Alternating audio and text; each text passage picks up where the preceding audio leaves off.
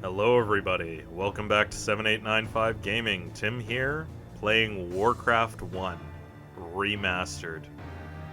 Oh man, this is a childhood classic, running on the DOS computer. Now of course I'm playing the Remastered because I don't think a lot of people would really appreciate... Let me turn that down a little bit.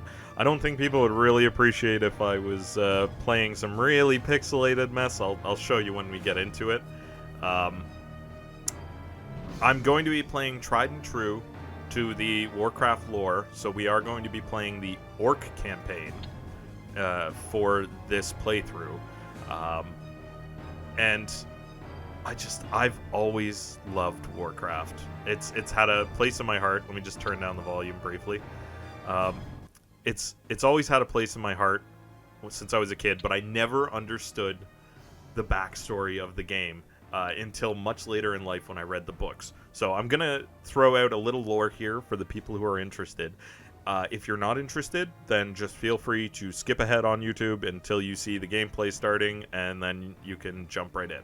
So, basically, prior to the Orcs arriving on Azeroth, they used to live on a different planet, and they lived in different clans, and every clan had a war chief, but the war chiefs all listened to an orc named Ner'zhul. Ner'zhul was a powerful shaman, and the shamans basically, every clan kind of had a few of them. They were in tune with nature, could speak to their ancestors, were able to channel some of the energies like lightning from the earth and elements.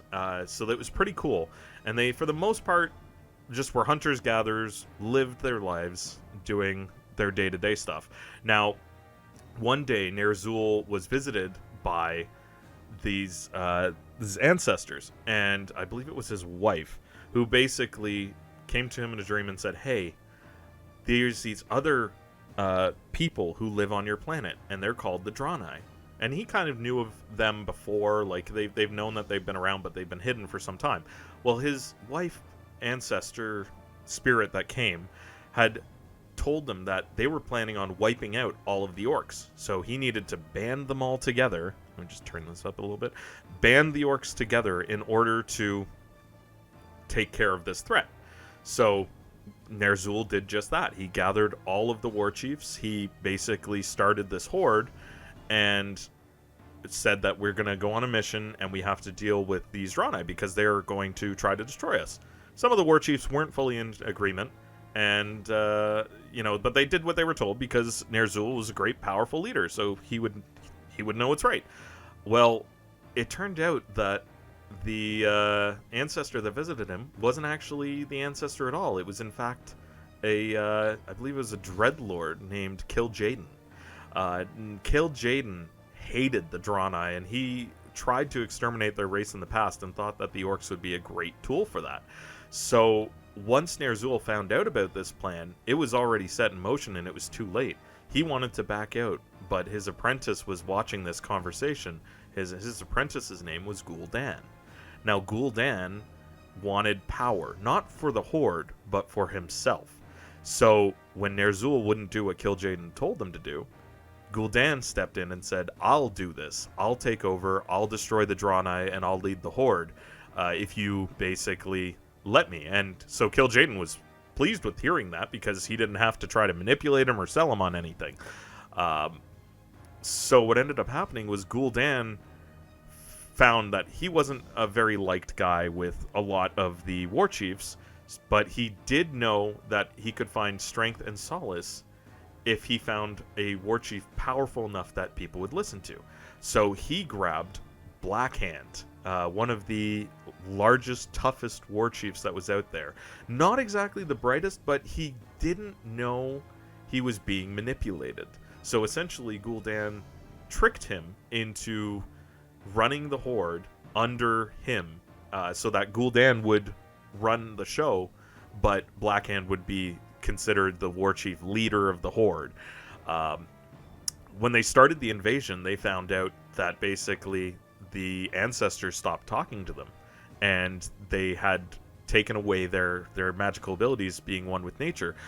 And the orcs started to panic about this, but Gul'dan was like, hey, it's okay, because the guy that I'm talking to actually has given us some great gifts. And so Kil'jaeden gave the orcs fel magic, which is like basically dark magic. And so they went in, they tried to exterminate all the Draenei in the planet, succeeded in wiping out a huge civilization of theirs using their magic and everything. Sorry, I got a little bit far ahead, but I will just say that essentially some of the orcs were not fully on board with this, and so Kil'jaeden came up with a plan with Gul'dan to drink demon's blood.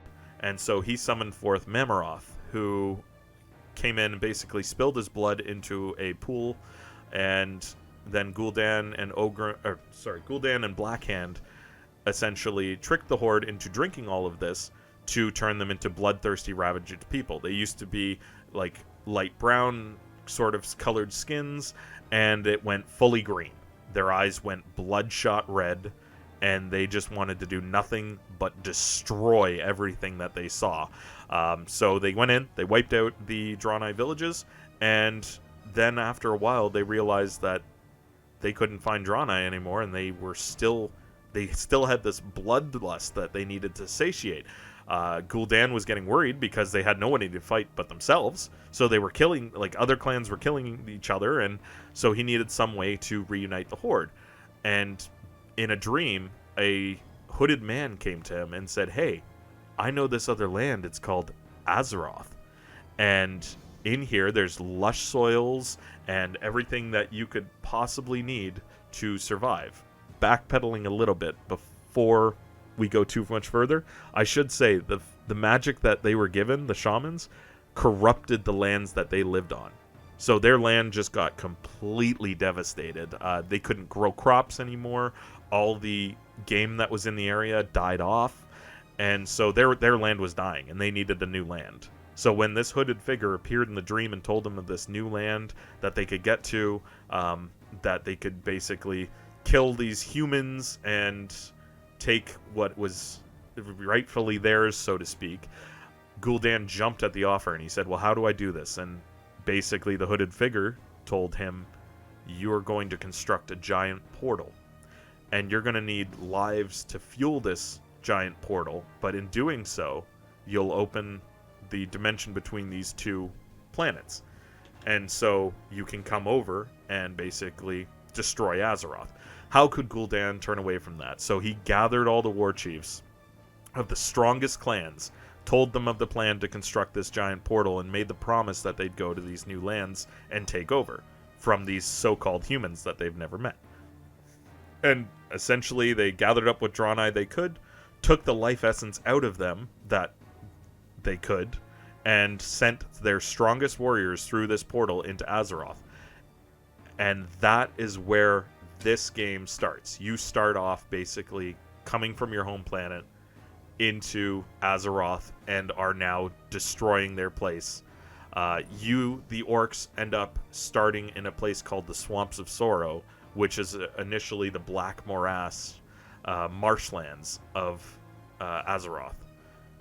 So, enough with the lore. I've now chimed in for about 8 minutes, so if you've stuck around, I hope that was, interesting backstory for you. We'll talk a little more about it as we go through the game, but let's just get into it for now. Blackhand has assigned you to an outpost in the Swamps of Sorrow. Just gonna turn this up. Your task is simple enough that even the war chief feels that you are capable of it. Construct at least 6 farms so that we may keep our troops well fed and ready to do battle. Only a fool would leave his treasures unguarded, so you must also build a barracks for the defense of these farms. So again, Blackhand is currently leading the Horde, and I believe that in this game itself, we're playing as his number 2 in command, which is Ogrim Doomhammer. And I'll kind of explain that a little later on when we play. So our objective is to construct 6 farms and a barracks. Pretty easy. Hopefully we don't have too much problems. So the remaster looks pretty beautiful. I can tell you for a fact, when I first started playing this game, this is what it looked like. This was the graphics that we looked at, and It may look kind of garbage right now, but also remember that it is on a bigger screen than what we initially were playing with. But yeah, you could only select 4 units at the time. And it was just really hard to manipulate. So I'm glad that in the remastered version they made it a little more user-friendly and they upped the graphics a little bit. So as you can see, based on our discussion with the lore, the orcs are completely green-skinned. They've got the red eyes, so they have already drank the demon's blood. And it's just bad news bears for anybody that steps in the way of the horde.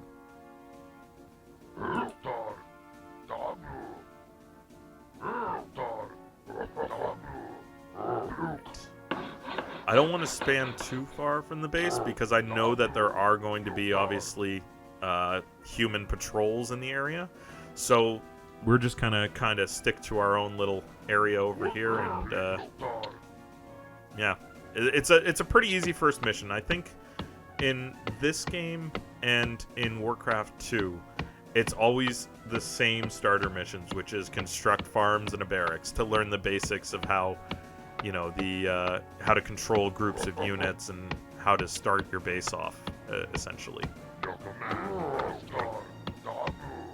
We don't need a lot of people on gold right now, because in this mission the enemy doesn't have a base.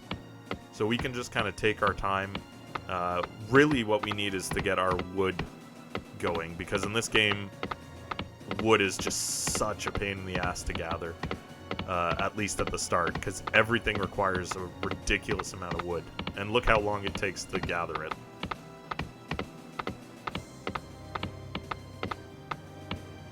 I would say it is interesting, though, watching them gather wood with a pickaxe instead of a like a regular wood axe. Now, one thing you might have noticed in this game is in the other games, you can build wherever you want on the map. You can build farms over here or barracks there. In Warcraft 1, you cannot build unless there is a road somewhere nearby. So you can build the roads from your town hall. Buildings cannot be anywhere else unless there's a road connecting them. They can't be too far away from other buildings. So it's a bit of a piss-off in some respects, but I also can respect it because it's like you're building a city, not just random, like, buildings out here. Alright. So we're almost done with the gold mine, which is... there should be exactly enough resources in there. I said I wouldn't really explore, but let's just explore for the sake of exploring, in case we were to build something else.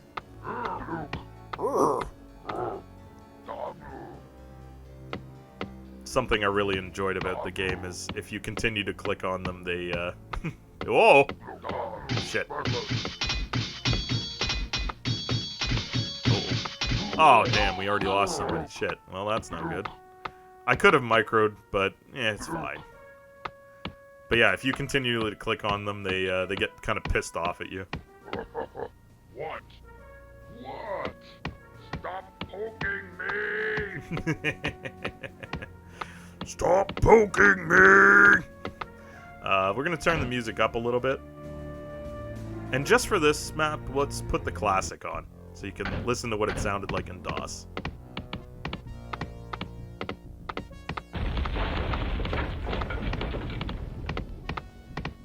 Now that we got all the gold we need, let's just finish off our level here. We'll just let those two guys mine the wood and build our last few farms in the barracks. We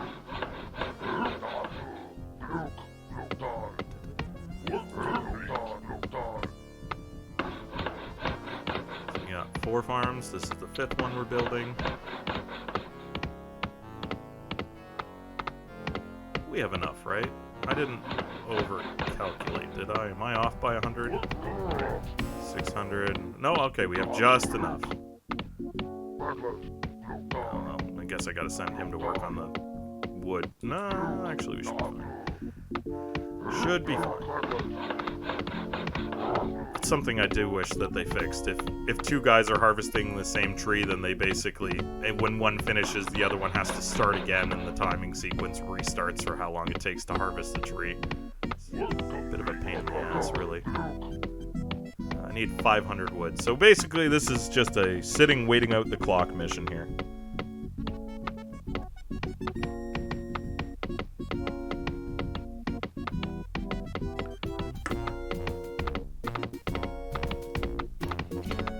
Each one of these guys returns with their loads, then we should be good to go. And we'll have just enough for the barracks.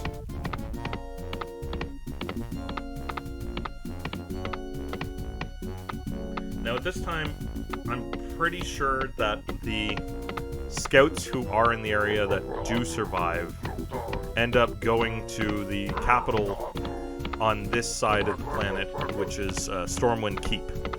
And they would have informed the King Lane there that all this shit is happening with these green-skinned creatures that have come out. And so they'll be wanting to set up some more patrols in the Black Morass. Oh, I didn't even realize we had enough wood. Sorry about that. Alright, let's build this barracks and be done with it. Might as well just send them, because we got nothing better to do while that's building. There are other gold mines around the map, but I just didn't bother. Oh, shit. Kill. Why is this guy not doing anything? Oh, my lord. We might actually lose all our dudes. Man, we're missing like mad. Oh, hey, look at that. We're victorious. Gaze upon the destruction you have wrought and the broken bodies of your enemies. Alright, well, unfortunately we're out of time for this episode. Thank you everybody so much for watching. Check out my other content on 7895 Gaming's channel, and we'll see you in the next episode. Bye for now.